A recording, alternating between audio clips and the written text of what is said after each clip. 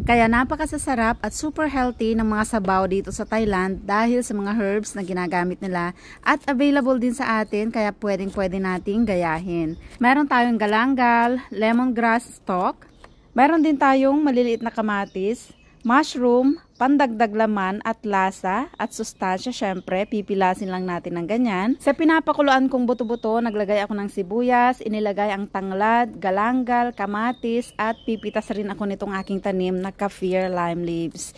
Kung wala nito, okay lang din naman. Dagdag bango lang naman ito at pampatanggal langsa. Ilalagay na natin ang mushroom at maglalagay tayo ng mga additional pampabango katulad ng cilantro at green onions. Parang sinigang ang soup na niluluto natin at tinatawag nila itong tom yum kladukmu. Kaya lalagyan natin itong Thai lime na galing din sa ating garden.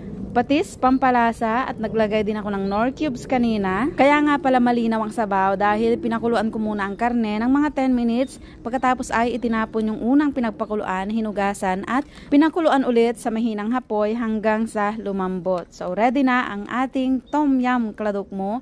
Sana po ay nagka-idea kayo at subukan nyo rin. Mas lalo itong sasarap kung merong maraming sili pero kaunti lang nilagay natin dahil meron tayong mga chikiting na kakain.